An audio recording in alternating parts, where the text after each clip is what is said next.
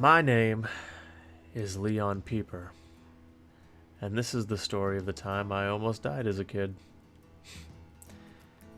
When I was still pretty young, I got sicker than a dog. Local doc couldn't figure out what was wrong with me. Mom's remedies didn't work. Finally, I remember after one evening of arguing in the other room where they thought I couldn't hear, my old man sat down at his desk to pen a story about something he had never told me about prior, about his experience with a man named Doc Ebert. He told me after he sent the story to about a dozen different newspapers across the states that he was sure if his old friend Doc Ebert came to help, I would be fine. But I could tell by the look on his face, he wasn't actually sure. Him and my mom sounded like they didn't agree on this at all. I got the feeling my mom made him do it. I was getting worse by the day. Symptoms came and went. But the main thing I remember, or rather, that makes it hard to remember, was the damn fever. I was always feverish back then. I would spend entire days in the tub, the water absorbing my body heat to keep my brain from being cooked. My old man said it was something the doc taught him. Then one day, in the dead of night, I was woken up by this pounding at the door. I got up out of the tub where I had started sleeping for various reasons, trouble getting out being one. But for some reason, that night, my limbs didn't feel quite as shaky. My feet weren't quite so full of lead. I crawled out of the tub and pulled on my breeches. I didn't even think about whether it was a good idea to open the door in the middle of the night. Fever made thinking awful difficult. I stumbled to the door and weakly pulled it open. The chilly March air rolled in through the door. A dark overcoat's tails billowing, an old worn bowler hat resting atop a shadowed face. "You must be Rupert's son," he said in warm greeting as his face moved further away. I don't even remember hitting the floor. "He seems to have some kind of chronic autoimmune disorder," I heard the old man say. I left my eyes closed. Opening them was hard. "So, can you fix my baby?" my ma asked, desperate. "I may be able to at my lab, but there is a problem." "What kind of problem?" my old man asked. "The U.S. government seized it. The U.S. Marshals showed up, making claims of national security this and threat to the common good that. It's all a bunch of rubbish. They're just trying to steal my work." "So what can we do?" "Well, clearly we will need a distraction," the man said. "I might know some boys." "Well, no time to waste then." I heard them pulling on their coats, and I suddenly got the urge to go with them. Can I come?" I croaked. "Leon, baby, you're in no... Actually, madame, if I may, it might be wise to bring him. The sooner we get him to the lab, the better his odds will be." I finally got my eyes open.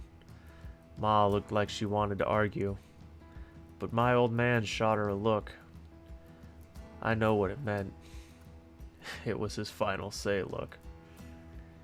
He pulled me up and helped me up to my room, helped me get dressed, and with my ma crying on in the background, we left. My mind went in and out as we traveled in my old man's wagon. Frankly, some of what I remember might be delirium, but I remember going to the other side of town, where my old man told me never to go. We stopped in front of an old building, worn in. Looked like it got the bare minimum in caretaking. My pa dragged me in the front door. I had trouble keeping my feet underneath me. Inside was smoky, and everyone inside looked the kind of guy you don't really screw around with. My pa set me down on a stool near the door and walked over to a man at the counter where everyone was drinking. "Evening, Trapper," my old man said. "What are you doing here, peeps?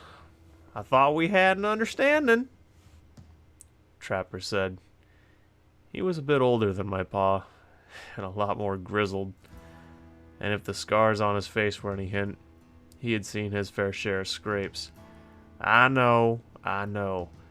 I don't want to grief about it, but I'm in an awful bad way. My boy over there is half dead, and I need your help." "The fuck you need my help for? I ain't no doctor." "Well, you see, no, good sir, but I am. And I assure you, we require a man of your talents, whatever they may be." "Who in the blaze is this limey cock?" Trapper said. "Sir, I will—" "He's an old friend." My old man cut the doc off. "Trapper, listen. The damn marshal seized the doc's lab, and my boy needs that lab. I know we ain't had the best history, but come on. For my boy's life, Trapper. Please." My old man was almost begging. I was vaguely aware of Trapper looking over at me and giving me a once-over. "He does look like shit, don't he?" he said before turning back to my old man. $100 US, not a red cent less," Trapper said. "Fuck! Why don't you just take my legs while you're at it, Trapper? Maybe ask for my house too, or maybe—" "Done," the doc cut in. My old man looked shocked, but Trapper just nodded. "Me and my posse will be out front in 5 minutes," Trapper said. My old man looked irked, but he and the doc came and collected me, and we got back onto the wagon. Normally, I was the talkative type, full of questions, but back then, I struggled to stay awake for 10 minutes at a time. I wish I had been able to ask my old man what the hell was going on. Next thing I remember, my pa, Doc, and a posse are riding out of town. The sun was just beginning to peek over the horizon when we crested a hill that overlooked another small town. "I can't believe you've been a few hours away this whole time," my old man said. "Well, I must confess, I moved into the area because I heard you were here." "What?" "I need a lab assistant, and no one else seems willing to stick around. Honestly, the bulk of your countrymen seem to believe science is some form of elaborate witchcraft." "Well, I can't argue there," my pa said. "Ladies, this is a lovely chat, but might I ask when we're going to get on with it?" Trapper asked, his posse waiting off in the distance. My pa and the doc looked downright irritated, but my old man always said you need to get along to move along. "Doc?" "Yes, that building down the hill on the right. You can see the marshal's horses tied up out front. They are quite literally occupying my laboratory." "Okay. Me and my boys will go stir up trouble on the other end of town. Lure 'em out. How long you need?" "I have no way of knowing that. Seeing to the boy could take days." "You got an hour. Tops." "That's simply not enough time." "Then I guess you wasted your money. Let's go, boys." Trapper and his boys rode off into the town, and not 20 minutes later, yelling, squealing, and ringing bells could be heard, closely followed by the smell of smoke and gunfire. "Rupert, it's not enough time," the doc said as we rode into town to get ready to seize the lab. "We'll make it work, Doc. We gotta." We parked in an alley on the far side of the street and waited. And sure enough, once the chaos got bad enough, marshals had no choice to come out and help. My pa and the doc rushed across the street and slammed the door behind us. My pa carried me over to a table and set me down. "Stay here, son," he said before running back off. The doc appeared at my side moments later.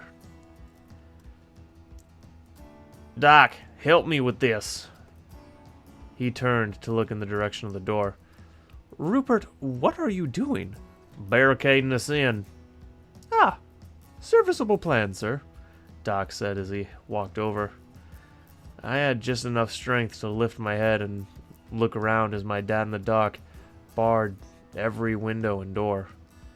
I remember passing out watching them nail planks into the frame. I woke up to pounding at the door. "U.S. Marshal, open this door now!" A young man outside kept repeating variations of that, alongside threats of prison and hanging. My old man and the doc didn't seem to care. They just kept standing over me, doing something or other. I blacked out again. When I woke up, it was the next night.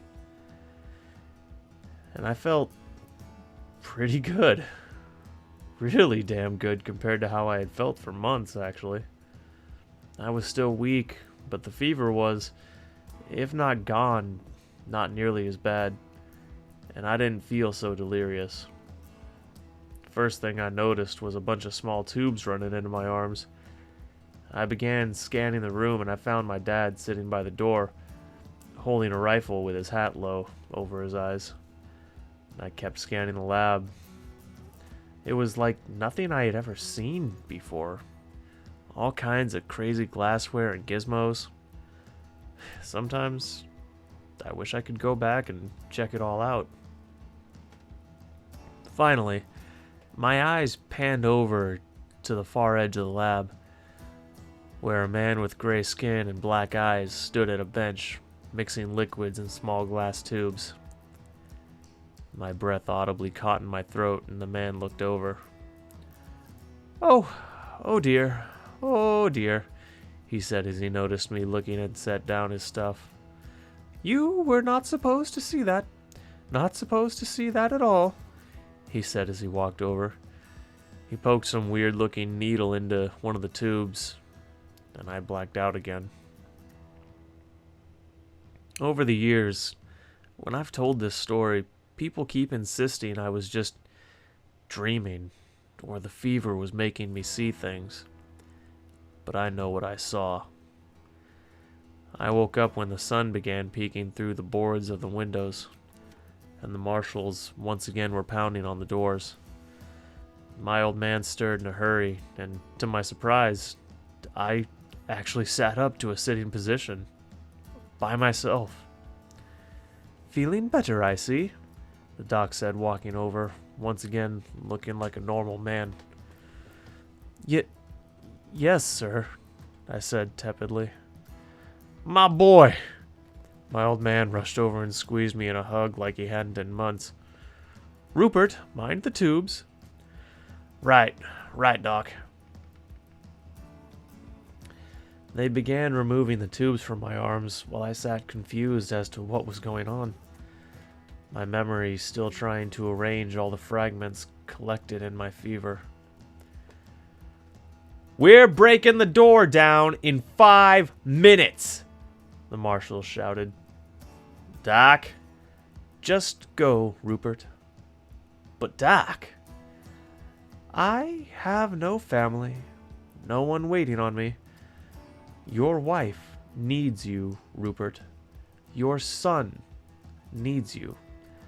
I will hold them. You leave." I made an escape tunnel. It's in the supply closet floor. The doc said, not a hint of remorse or frustration in his voice. Doc, I can never repay you. Nonsense, Rupert. You have already repaid me with your friendship. My dad rushed around the table and roughly embraced the doc. You damn Yanks and your constant impropriety. You damn limeys and your stupid manners. They parted and shared a genuine grin. My father offered his hand. Thank you, Doc. It was my pleasure, Rupert. The marshal started pounding away at the door, and it gave pretty quick. Go! The doc shouted. My old man scooped me up, and we both stole glances back at the doc as he wrestled with the marshals at the doorway, holding them just long enough for me and my old man to get into the tunnel and lock the door from the other side. It's been 15 years since that day, and I ain't been sick since. But Ma and Pa, they both died last year of some damn sickness going around. And I didn't have much keeping me tied down, so I decided it was worth seeing if I could track down the doc. They say he escaped prison 7 years ago. I don't know if I can find him, but bounty hunting pays for food and a place to sleep along the way. And I really feel like I need to find him. I got this gray spot on my back that's getting bigger.